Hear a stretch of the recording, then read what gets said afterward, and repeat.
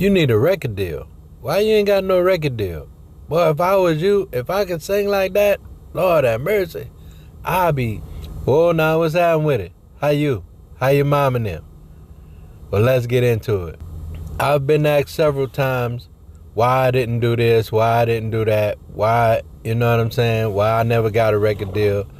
Well, for the record, I've had a record deal before. It was independent, but I had a record deal.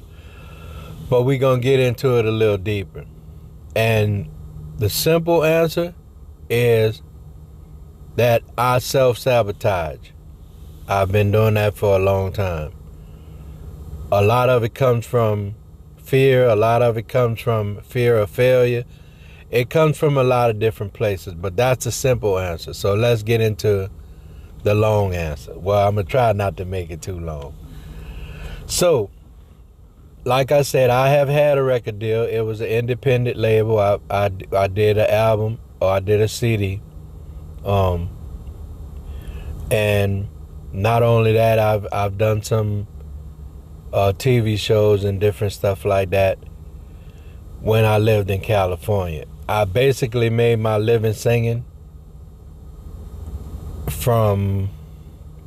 and I had jobs in between, but for the most part, from I moved to California in 1990, and I stayed there on and off because I moved back and forth. I stayed there till 2007 when I moved back with my family for the second time, I think. Anyway, like I say, I've done some stuff. I don't like to speak on all of the stuff I've done, but because I'm making this video, I'll put it out there. I've been on the Wayans Brothers. I've been on Girlfriends. I've been on Mad About You, Mighty Ducks 2, Party of 5.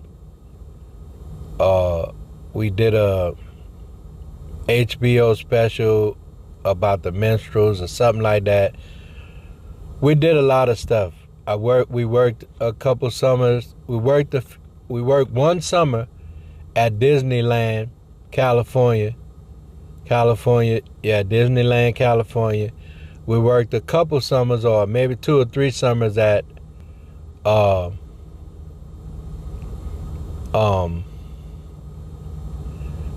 boy, if you don't, that little mind of mine go. Anaheim, bruh. All right, I guess it just didn't slip me. Anyway, let's move forward. SeaWorld, not Anaheim. SeaWorld was in SeaWorld was but if you don't get it together, SeaWorld was San Diego. We did SeaWorld, we did Disneyland, and what did we do in Anaheim? Anyway, no, Disneyland was in Anaheim. Oh, anyway, moving forward. So we did that. We used to do some street singing on the 3rd Street Promenade. We used to do some street singing at the Phantom of the Opera, at the Amundsen Theater, and that's how we got a lot of our gigs. We did some background singing for Montel Jordan before we weren't on like the major stuff like This Is How We Do It and all of that. But basically we hung with him before he kind of blew up. And we did some background singing on one of his B-side songs. I think the name of the song was I Want to Get Laid. And there was a couple more that we did some background. Anyway, just saying all of that to say that's what I did. And when I was signed, I was signed to Macbeth Records. That was an independent label. But saying all of that to say is those are some of the things that I've done. On top of the corporate parties and the corporate bands and all of that other stuff while I was in California. And like I say, a lot of times I go places now because I still sing Like sometimes I'll do weddings, sometimes I always sing in church, but sometimes I do weddings, sometimes I work with bands and different stuff, and people always asking basically like, what you doing here? Why you not why you not signed, or why, you know what I'm saying? So that's why I thought I'd make this video. And that was my life for a long time, and I did it, and I made decent money. I made pretty good money at times. I always think about things, you know, you always think back on stuff and say, I wish I shoulda, coulda, woulda did this and that and third and all of that. But it is what it is. So back to the self-sabotage thing. The reason I didn't make it in the music industry or in the TV industry and all of that other stuff was because, again, I self-sabotage a lot. I try not to do that in life now, but before I used to do it a lot, because for one reason, I was always, scared to fly. To the point to where it was crippling. It was really a crippling fear to fly. Because number one, I don't really think it was about the height. I think it was more so about the claustrophobia, because I have claustrophobia. I've never been clinically, whatever the word, diagnosed. But I have claustrophobia. I don't like to be in tight spaces. And the way I look at airplanes, even though as big as they are, I still look at them and I still see a big ass tube that I'm going to be locked in until they open them doors. And once you up in the air, they can't open them doors. So if you get on a flight that's 2 hours or 3 hours or 5 hours or overseas for all of them hours, that's another thing. I had a opportunity to go to Japan with this corporate band and different stuff like that, and I didn't do that, right? So I told them to just, with some of the guys that I used to sing with, just get somebody to, you know. Anyway, those are the reasons. That was one of the reasons why. And another reason is because, like I said, the fear of failure. You know what I'm saying? Because I've spoke on it a lot, but I've always been kind of insecure because of my weight. I've never been insecure about my vocal skills, because it's something that I know that God gave me. It's something that I know, even though it was a gift from God, I spent a lot of hours on it. A lot of times I'm a loner. So my whole young life, all I did was spend time on my craft, learning songs, learning how to mimic certain people, learning how to, because people will say that, boy, you sound just like the record. I didn't know that was you with the record. Not to blow my horn, I'm just telling you what people say to me. I'm not saying it, I'm saying what they say. So that's that. But because of that, I was always insecure because I was overweight, or I wasn't because in the music industry, especially in the 90s and early 2000s, they basically were selling sex. And you know it's the truth. You could look it up, but look at the people that, Montel Jordan for one, not to knock him, because like I say, we was personal with that dude. We used to go to his house and play bones and cards and just hang out. Go to the studio, hang out. So we was cool with him. So I'm not knocking him. But when it comes to, I'll say this, compare his vocal skills to the way he looked. He's 6'8". He light skinned.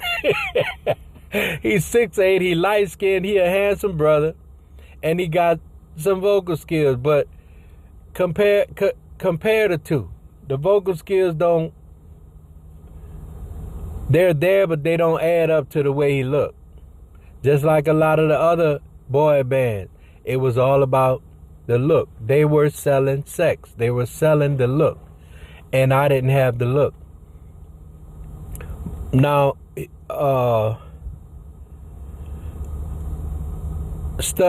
Studdard came along, but before Ruben Studdard came, it was Luther, and then Ruben, and then now it's a little different now. But you know, back in them days, they had select few that came in. Those were the special ones that came in, and even though they were overweight or looked a certain way, they could still market them and still do whatever they need to do. But let's move past that. So those are some of the reasons why. It was, like I say, number one, I self-sabotaged. I self-sabotaged because of my insecurities. I self-sabotaged because I was afraid to fly. I self-sabotaged because I was afraid of failure. I didn't want to fail and all of that kind of stuff. But I think had it not been for the insecurities and all that other stuff, or the shit that I heard all of my life, I don't know. We ain't gonna say what would have happened. That's the reason why. They ask why, that's why.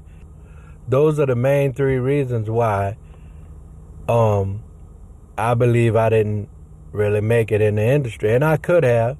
And then as far as acting, when I say self-sabotage, I don't always mean just doing something on purpose. But just like with my acting career, I never got an agent. Even with my singing career, I never got an agent. We've worked through agencies when it came to getting certain TV shows or getting certain gigs. We worked through, sometimes we went through West Coast Entertainment, Jim Eppolito, people like that. We had meetings because it was me and my partner Brian and another partner Frank. It was a bunch of us that used to do the acapella thing, but when the three of us hooked up and we clicked, we damn near had an R&B group because we had some meetings and shit on the table. And it would always be something that this one did or something that one did or whatever. You know what I'm saying? But that's neither here nor there to what my situation was about self-sabotaging. Going back to what I was saying, I never had an agent. I never had those type of situations where representation. And in that business, you have to have that because sometimes you get bent over, but they get all of the information. They got the information coming to them. You know what I'm saying? As far as who's casting what, or what show is coming, and what, you know what I'm saying, or what person need the background singers and all that kind of stuff. But not to go, because I don't want this video to be way too long. But just saying that those are some of the main reasons, and that's what I mean by self-sabotage, because I never did the extra step, or I didn't worry about it, because I was like, okay, if I don't make it, I just don't make it. But it don't look like I didn't try. But that was bullshit because that was just bullshit. You know what I'm saying? At least nobody can say I didn't try, but yes, they can, because you didn't try, because you didn't go looking for no agent. You didn't put yourself in positions to go or to be out there like that. I took what I took, and I was comfortable and complacent and all of that, because again, I'm further along than some people that I've known, but yet I'm not where I probably could or should be. So that was that. You know what I'm saying? And like I said, it was good when it was good, and it just wasn't when it wasn't. And when it wasn't, I just went got a regular job. You know what I'm saying? So that's the reason why I don't have a record deal. That's the reason why I'm not in the music industry or the TV industry. I still long for it though, because it's in me. You know what I'm saying? My thing right now, and I don't even know if I'm gonna push for it, but my thing right now is what I believe would work perfectly for me would be like a Tyler Perry type stuff. You know what I'm saying? How they do the stage plays, but then I think about it, do I really want to try that? Because what if I get hired and then I gotta go fly somewhere? See, that's how my little crazy mind works. What if? Yeah, if my ain't had nuts, she'll be my uncle. That's an old saying my daddy used to say all the time. I know it don't sound good, but it is what it is. Because we used to say, Dad, can we, if such and such happened, or if this had, he said, if my ain't had nuts, she'll be my uncle. I just had to throw that in there because it just came to my mind. But anyway, y'all don't flag me for that. I done heard worse. But anyway, that's the reason why I believe I'm not where certain people think that I should be. But I've been there. I mean, not to say that I've been there, but I've enjoyed the ride. You know what I'm saying? And sometimes I don't know if it's even good to be real super rich or super famous or super well known, because not saying that I would have been there, but more money, more problems. You know what I'm saying? That old saying is true. And then me being an introvert and being who I am, I don't know if I would have been able to handle all of that. And maybe God knew that, so he gave me just enough to satisfy my urges or feelings about it, but not put me over the top where it's too much for me. Because he know, you know what I mean? But anyway, that's the reason why, or that's my opinion to the question. If you like this video, don't forget to give it a thumbs up. And if you don't mind, go ahead and hit the subscribe button. I appreciate you watching and liking and doing all of the things that you're doing. And we'll see you in the next one. Y'all be easy. One love.